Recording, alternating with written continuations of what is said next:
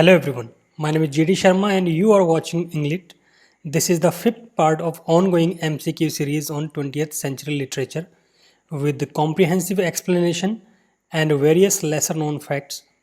These facts are very important for the exams like NTA-NET, TGT, PGT and other university entrance tests. So let's start the video. Now first of all, let me explain the question I asked in the previous video. In which of the following novels William Faulkner views the doctrine of South through several eyes, most remarkably those of Benji, an idiot? So the answer is Absalom Absalom, The Sound and the Fury, Sartoris, or As I Lay Dying.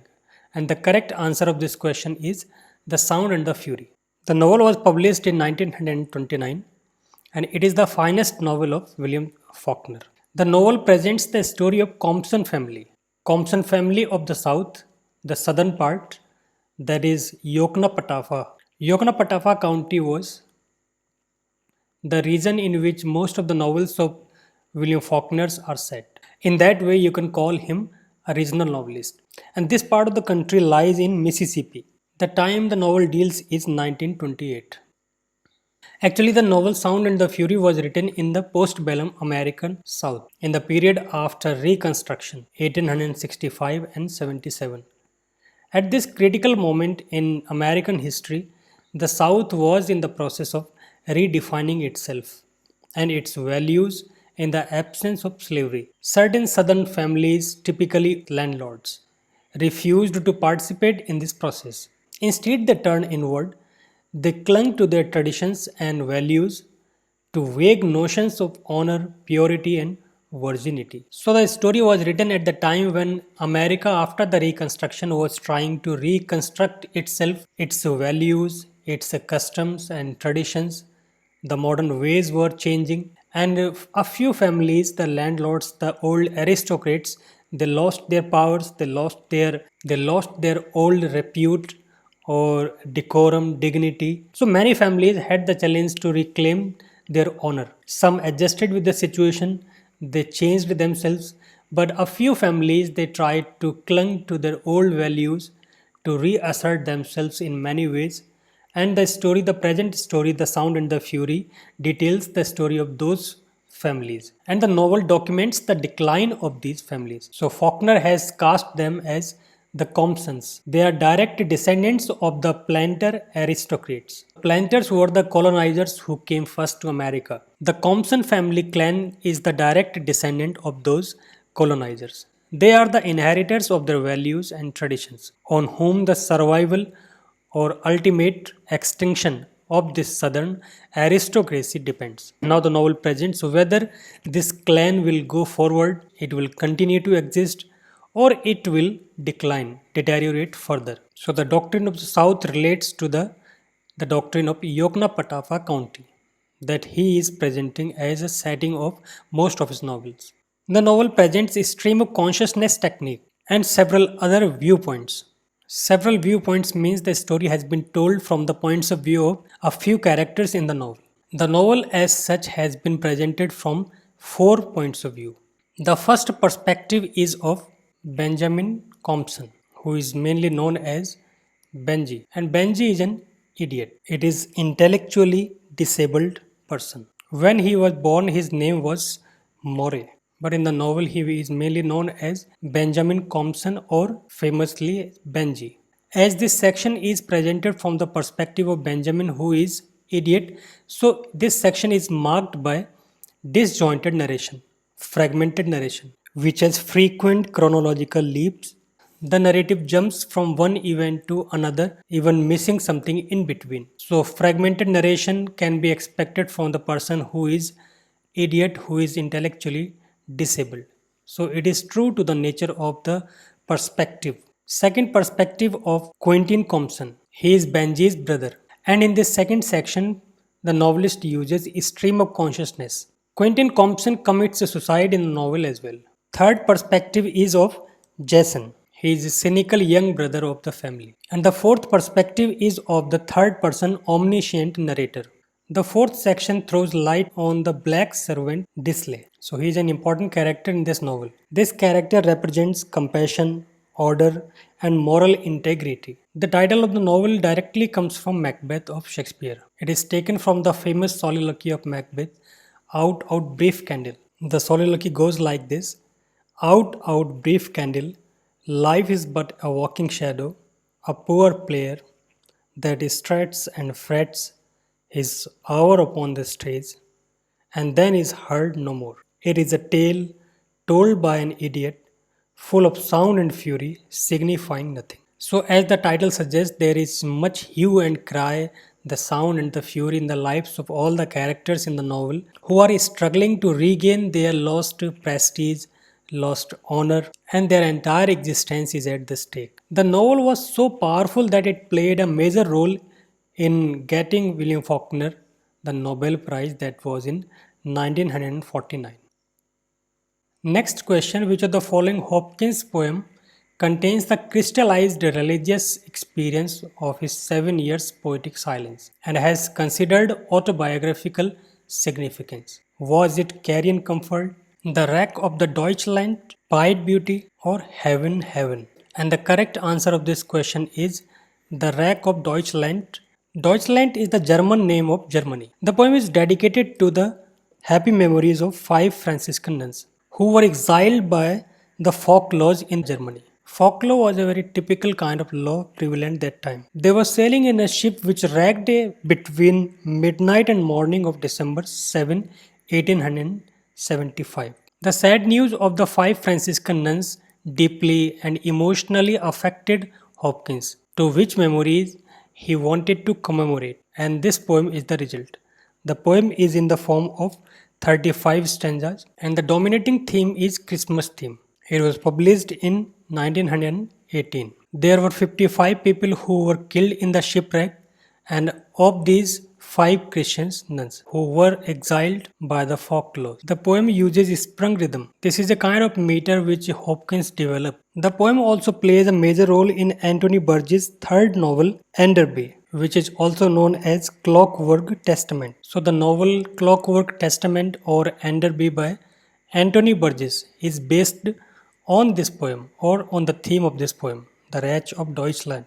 And the poem also made its presence in the novella The Girl of Slender Means by Muriel Spark. The next question, The Dog Beneath the Skin, is a poetic drama written by W.H. Auden in collaboration with a famous dramatist. Who is the dramatist? Was it Dr. Gordon Bottomley, Christopher Isherwood, Lascelles Abercrombie, or John Drinkwater? And the correct answer is it was Christopher Isherwood, with whom W.H. Auden had emotional and friendly relationship. And it is also said that both of them they shared intimate relationship as well. When W.H. Auden joined the group theatres in 1932, he became associated with Christopher Isherwood, and in his collaboration he produced several plays.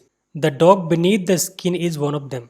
The other plays with which he collaborated with Christopher Isherwood are The Ascent of F6 and On the Frontier. These plays show the direct influence of Bertolt Brecht, who used expressionism in his plays. So these plays as well show some kind of techniques. Initially, W.H. Auden wrote the play The Chase, but he was not satisfied with its finish. He handed the copy of this chase to Christopher Isherwood. The result was this, The Dog Beneath the Skin, after much transformation. The play has a subtitle as well, Where is Francis? A play in 3 acts. The play is about the quest of hero Alan Norman. He is in search of Sir Francis Crewe. Sir Francis Crewe is the missing heir of Honeypot Hall in Crewe. So Alan Norman is in search of this person, Sir Francis Crewe. So the subtitle is directly referred to this quest of Norman. In the end, it is revealed that Sir Francis is the dog in the disguise. So Dog Beneath the Skin refers to Sir Francis Crewe. As the play has been developed by 2 writers, so it has 2 endings. In the ending provided by Christopher Isher, Sir Francis leaves the town in order to join some movement, and in the ending provided by W.H. Auden, Sir Francis is killed. Next question, which book of George Orwell is an allegory on the degeneration of communist ideals into dictatorship? So was the novel Keep the Aspedista Flying, Burmese Days, 1984, or Animal Farm? And the correct answer is it is animal form. Animal form is an allegory. It is known as political allegory. It was published in 1945. It is a political allegory or political fable, and in an allegorical mode, it recounts the aftermath, the result of Russian Revolution, and it also showcases the universal tendency that power corrupts always. The main characters are all animals who have overthrown the human masters to establish a collective form that is run on democratic ideals. As they try to establish the democratic ideals in the clan, it starts deteriorating. Now the governance comes in the hands of pigs, and there also start some fractions. The final betrayal of the revolution is expressed in the bewilderment of the starved and exhausted lower animals. When the governance by the pig does not realize the democratic ideals, it starts showing the fractions, and the lower animals are once again in the state of bewilderment as to who they should go to. And then the writer says, the creature outside looked from pig to man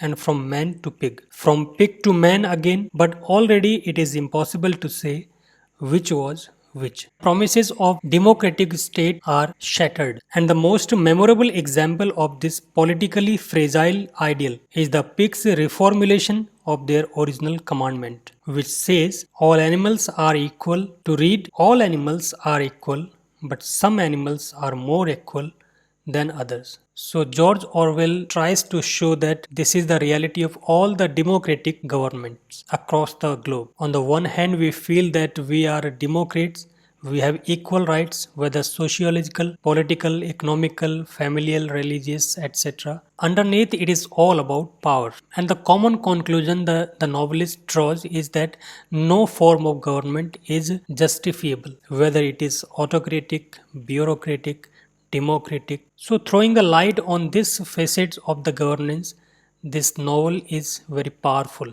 It shows the degeneration of communist ideals into dictatorship. When the communists rose to power, they promised the true democratic ideals.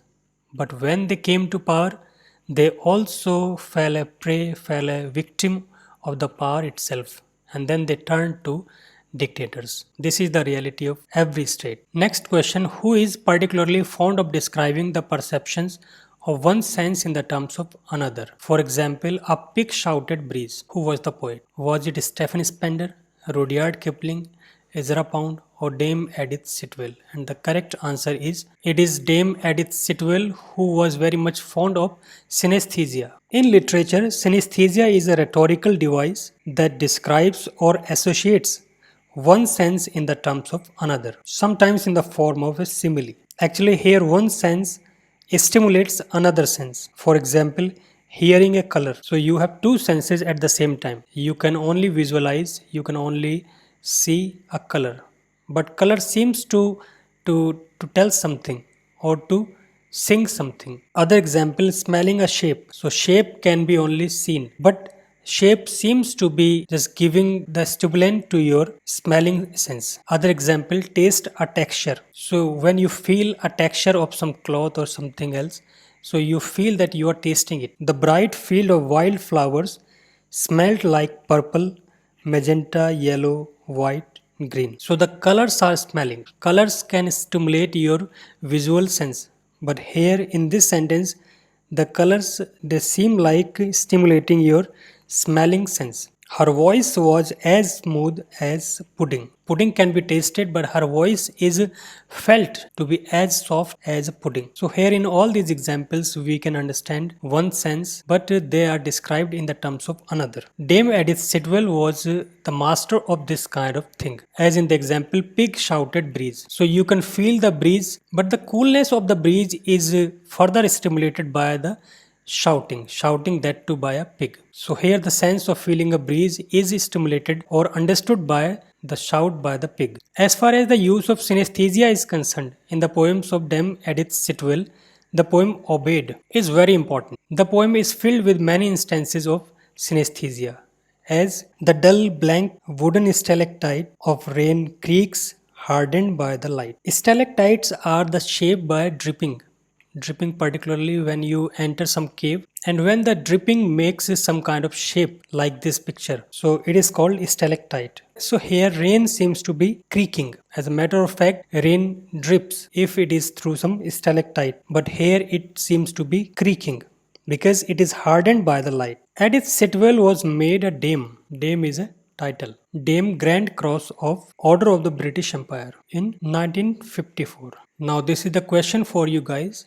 He was always a center of controversy because of iconoclastic views on everything, from poetry to economics. Identify the poet. Is it Andrew Young, Sean O'Casey, Ezra Pound, or Roy Kemp? You can tell the answer in the description box below.